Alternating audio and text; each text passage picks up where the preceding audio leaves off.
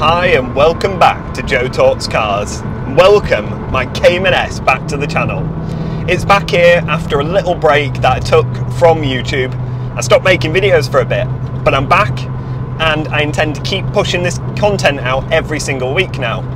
I've had so much fun over the past 2 weeks just enjoying the car, not filming, just going out for pure driving pleasure. Now, cast your mind back a few weeks when I was posting videos out.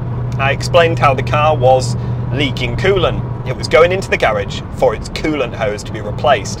And that's exactly where the car's been. So the car has been away for some time, and since coming back it's been absolutely faultless. But here's what happened when I went to get my coolant hoses done.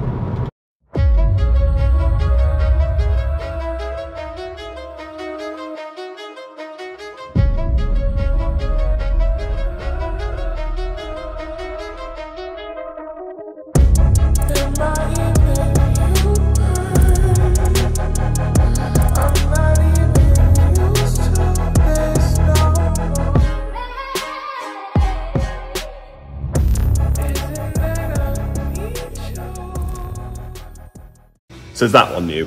Yeah, that's new one, yeah. And then the other ones you can't really see now, but they're all in there. Yeah, so basically from this point here, yeah, go down the chassis legs, then the crossover here. Oh, and that's where they leak up there, don't they? Yeah, and then both of these two pipes, and then there's like where these go into here, we replace the two plastic bits. Cool. Then joining bits there as well because of how they'd like corroded.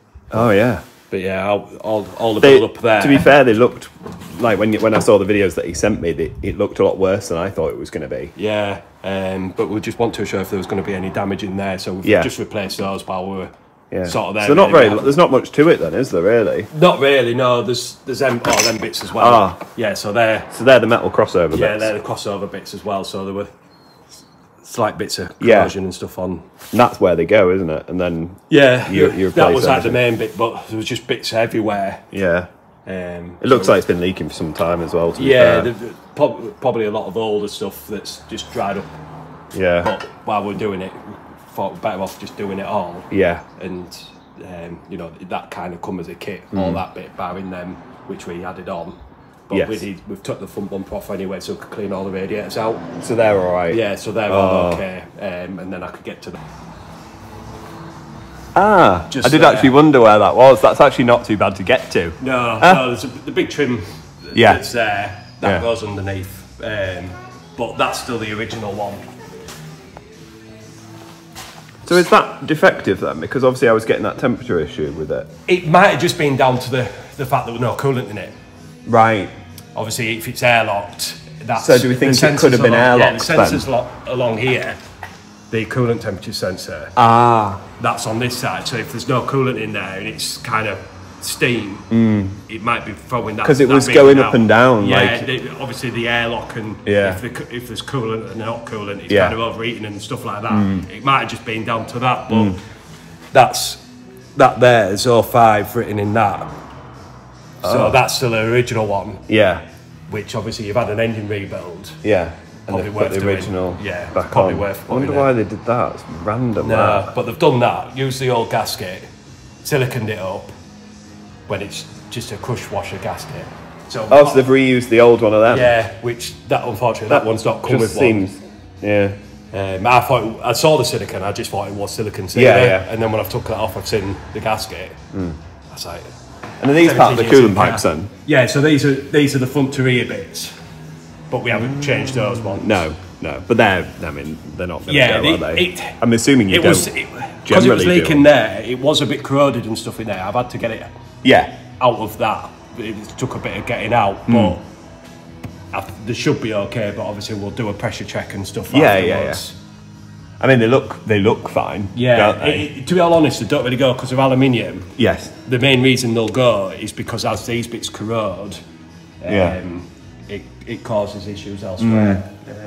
All like in there, all that was full of leaves down the edge of there. Yeah, I mean, I got these. I need to get the middle one because these Sunspot grills are great for stopping it all. Yeah, I was going to say you can't really sort of see in no, there's the aircon ones. Normal, but yeah, the aircon, and then there's a gap about that at the bottom of it, and a gap like that at the top of it, just completely full of leaves. Was it? But the radiators are okay. Yeah, they're fine.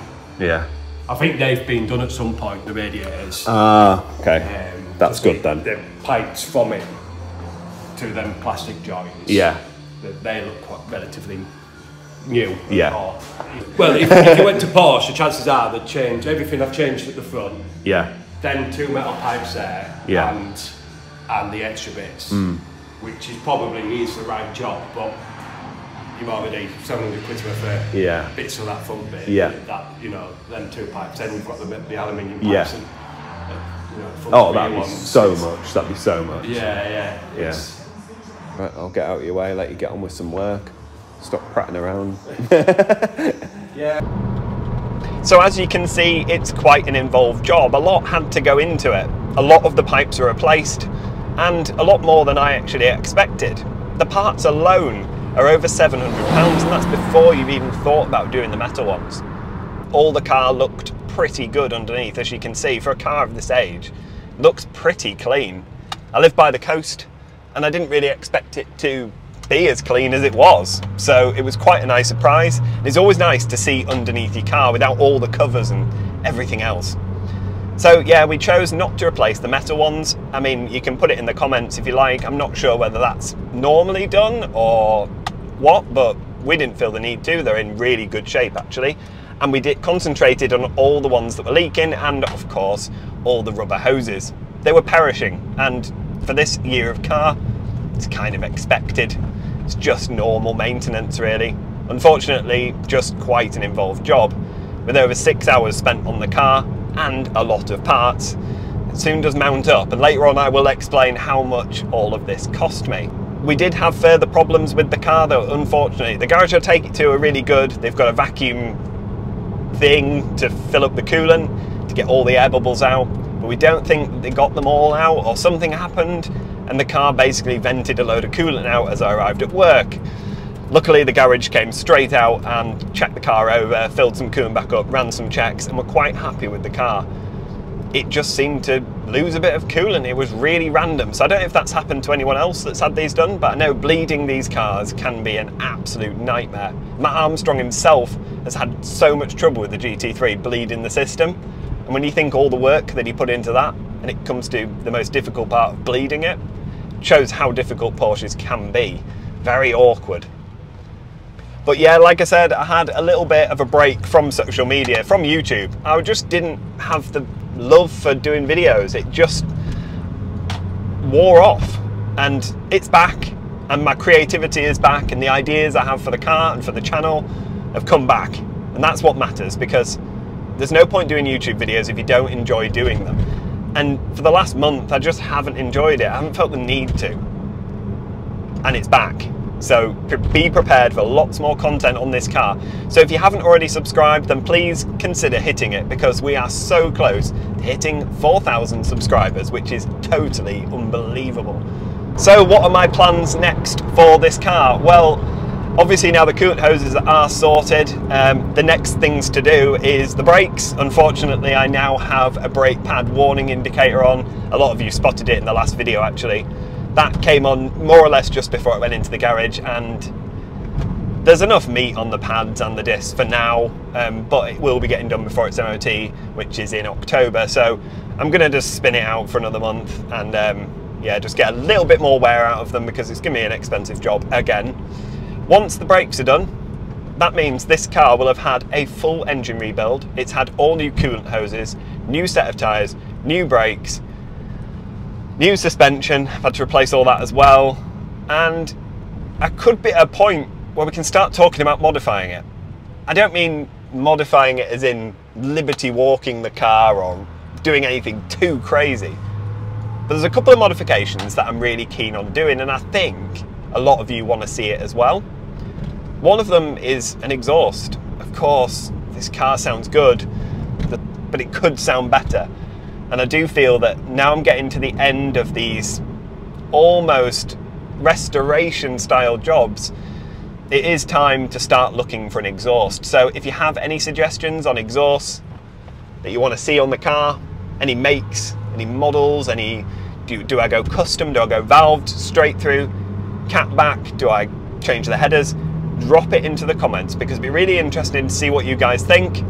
What exhaust should I go for? I don't want anything too loud, so I think a valve system will be the way forward, because I just want to have some civilized driving when I want, but I also want it to be super loud when I'm having a bit of fun on these back roads. So yeah, drop it into the comments below, and with any suggestions you have when it comes to an exhaust, that'd be really interesting to hear.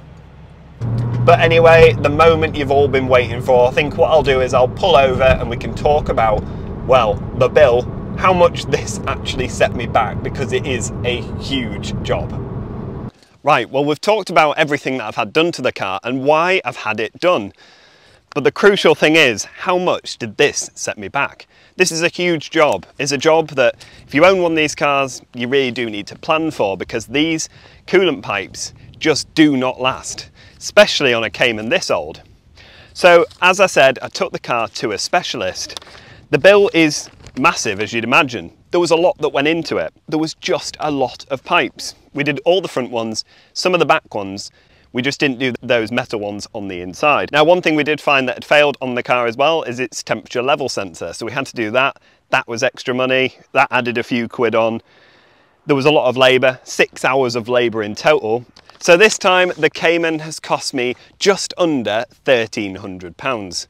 That's a huge bill for some coolant pipes that are leaking, and further proof that owning a car like this can soon add up.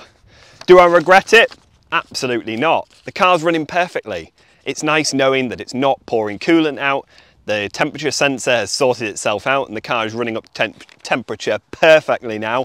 But without any further waffle from me, I think I'm going to end the video there. Take this car out and enjoy what's left of this evening. But anyway, I hope you've enjoyed this video. As always, if you have, make sure to give it a thumbs up and subscribe if you haven't already, for plenty more videos like this one to come. Thank you so much for watching, and I'll see you next time. Bye.